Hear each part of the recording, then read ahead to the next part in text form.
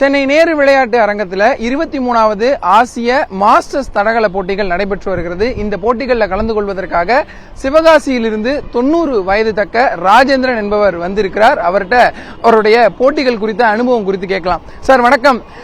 90 வயது, இந்த வயதுலையும் தடை இல்லாம ஓடணும்னு என்றிருக்கீங்களே, என்ன காரணம்? எப்படி போயிட்டு இருக்கு உங்களுடைய அனுபவம்? அதாவது நம்ம சர்க்காருடைய இது பணம் சம்பாதிக்கிற மட்டும் உடல் ஆரோக்கியத்துக்கு முக்கியத்துவம் ரொம்ப கொடுத்துருக்காங்க. அதனால விளையாட்டுக்கு நம்ம மாநில சர்க்காரும் சரி மத்திய சர்க்காரும் சரி கோடிக்கணக்காக செலவழிக்கிறாங்க. கிரிக்கெட் விளையாட்டுக்கு விளையாண்டா 50 கோடி 100 கோடின்னு கொடுக்குறாங்க. செஸ் விளையாண்டுக்கு 4 கோடி 5 கோடின்னு கொடுக்குறாங்க. நம்ம எவ்வளவு பிசினஸ் சம்பாதிச்சா முடியாது. விளையாட்டுல உடலும் நல்லா இருக்கு, பணமும் கிடைக்குது. அதனால மாணவர் மாணவிகள் நீங்க நல்லா படிச்சு பெரிய ஆளா வரணும். அதே நேரத்தில் விளையாட்டுலையும் அகில உலக அளவில் ஈஸியாக எல்லா விளையாட்டுக்கு உட்காந்துக்கிட்டே விட்டா செஸ் விளையாடினாலும் போதும், ஓடலாம். கபடி இருக்கு, இது மாதிரி 100கணக்கான விளையாட்டுகள் இருக்கு. அதில் இந்தியா இன்னும் நிறைய தங்கம் வாங்கணும். இப்போதைக்கு வாங்குறதுலாம் ரொம்ப கம்மி தான், நிறைய வாங்கணும். எங்க மாதிரி மூத்த வயதவர்களில் நிறைய பேர் ஓடுறாங்க, கிடைக்குது. நாங்களே நீ ஓடும் போது பையங்க இவங்கெல்லாம் நினைச்சாங்கன்னா எங்களோட 100 பங்கு அட்வென்ச்சர் பண்ண முடியும். அதனால நல்லா முயற்சி பண்ணி நல்லா படிக்கணும், நல்லா விளையாடணும். இந்தியா உலகத்தில் தலை சிறந்த நாடா வர்றதுக்கு மாணவ மாணவிகள் விளையாட்டை நல்லா டெவலப் பண்ணணும். வாழ்க்கை. எத்தனை வயசுல இருந்து ஓட ஆரம்பிச்சீங்க? இந்த 90 வயதுங்கிறது பெரிய நம்பர், இந்த வயதுலயும் ஓடுறீங்களே, அதுக்கான என்ன காரணம்? நான் இந்திய சர்க்கார் 2010 முதல்ல மாரத்தான் இந்தியாவோட வச்சாங்க 600 டிஸ்ட்ரிக்ட்லயும். அந்த மாரத்தான் ஃபுல் மாரத்தான். அப்ப ஃபுல் மாரத்தான் நான் தினம் 10 கிலோமீட்டர் நடப்பேன். 10 கிலோமீட்டர் நடக்கிறோம்ல, இன்னொரு 4 பங்கு தானே 42 கிலோமீட்டர் ஏன் ஓடக்கூடாதுன்ட்டு சேர்ந்தேன். டாக்டர் செக்அப் பண்ணாங்க, எல்லாம் பண்ணாங்க. அந்த ஃபுல் மாரத்தான் 2010 பிப்ரவரி மாதம் 7ஆம் தேதி ஓடினேன். அன்னைக்கு கலெக்டர் அம்மா பரிசு கொடுத்தாங்க. அதனால அப்போ அன்னைக்கு வயசு 73 வயசுல ஃபுல் மாரத்தான் முடித்தேன். அது அன்னைக்குலேருந்து இந்த ஆர்வம் வந்தது. இந்த மாஸ்டர்ஸ் அத்லெட்டில் சேர்ந்தேன். டிஸ்ட்ரிக்ட் லெவலில் விளையாடினேன், ஸ்டேட் லெவலில் விளையாடினேன், நேஷனல் வேர்ல்டு மீட்லாம் போயிருக்கேன். பிரான்ஸு எல்லாம் வெளிநாட்டு 7 தடவை போயிருக்கேன். அதே நேரத்தில் நிறைய தடவை பிரான்ஸில் போய் 12வது ரேங்கு தான் வந்தேன், தோத்துட்டு தான் வந்தேன். ஸ்பெயினில் போய் 7வது ரேங்கு தான் வந்தேன். அந்த 7வது ரேங்க்கு அவங்க டிப்ளமோன்னு சர்டிஃபிகேட் கொடுக்குறாங்க. 7ன்னா அவங்க வருத்தப்படாத, உலகத்திலே நீ 7வது ரேங்க். அதனால மாரத்தான் ஓடுறோம், 1000 பேர் ஓடுறோம், 3 பேர் பிரைஸ் கொடுக்குறாங்க, செஸ் எல்லாத்துக்கும் மெடல் கொடுக்குறாங்க.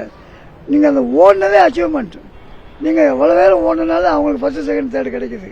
73 வயதுல இருந்து ஓடிட்டு இருக்கீங்க. இப்போ உங்களுக்கு 90 வயசாயிடுச்சு. என்னென்ன மெடல் எல்லாம் வாங்கிருக்கீங்க இது வரைக்கும்? எங்கெங்க நாட்டுகளுக்கு எல்லாம் போயிருக்கீங்க? நான் இந்தியாவில் வாங்கினது சொல்லல. அது ஸ்டேட் நேஷனல்ல நிறைய வாங்கியிருக்கேன். இந்த நேஷனலை தாண்டி ஆசியன் மெடல் நான் 17 மெடல் வாங்கியிருக்கேன். வேர்ல்டு மீட்ல போன வருஷம் ஆகஸ்ட்ல ஸ்வீடன்ல கோத்தன்பர்க் நடந்துச்சு, அதில் 4 மெடல் வாங்கியிருக்கேன். இப்போ 22வது ஆசியன்ல 6, பிலிப்பைன்ஸ்ல வாங்கினேன். இப்போ 23வது ஆசியன் சென்னையில் நடக்குது. இதில் இன்னைக்கு வரைக்கும் 2 மெடல் வாங்கியிருக்கேன்.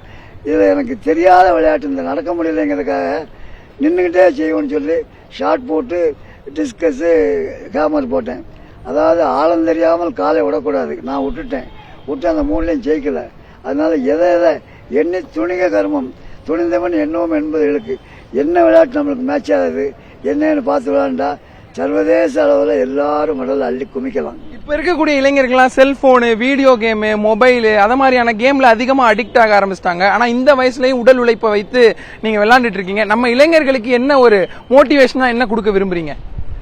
அதனால செல்போன் பார்க்கறதுலாம் நல்ல சமாச்சாரம் தான். அதுக்குன்னு ஒரு 1/2 மணி நேரம் 1 மணி நேரம் பாருங்க. அதிலே பொழுதை போக்கிடக்கூடாது. அதில் பொழுதை போகாம பொழுதையெல்லாம் படிப்புலையும் விளையாட்டுலேருந்து நீங்கள் செலுத்தணும். அப்பா அம்மா ஆசிரியர் சொன்னோடி கேட்டிங்கனாலே எல்லாம் நல்லா வந்துடும். இளைஞர்கள் உடம்பு, அதாவது சுவரை வைத்துத்தான் சித்திரம் எழுத வேண்டும். சித்திரம் எழுதுறதுக்கு சோறு வேணும். சோறுனா உடம்பு. நம்ம உடம்பு நல்லா இருக்குன்னா அதுக்கு ஆரோக்கியம் தான் முக்கியம். அதனால இளைஞர்கள் செல்போன், இந்த வீடியோ கேம்ஸ் அதெல்லாம் விட்டுட்டு விளையாட்டில் ஆர்வத்தை செலுத்தணும். ஆசிரியர்களும் அம்மா அப்பா அம்மார்களும் அவங்கள விளையாட்டில் ஆர்வத்தை மேற்கொண்டு நல்லா சொல்லிக் கொடுக்கணும். விளையாண்டு அவங்க பெரிய அளவில் வரணும். உங்களுக்கு இந்த சுகர் பிரஷர் அது மாதிரி பாதிப்புலாம் இருக்கா? என்ன சாப்பிடுவீங்க நீங்க அந்த தெம்பா இருக்கிறதுக்கு? அதாவது சுகர் இது எனக்கு இன்னுமே கிடையாது.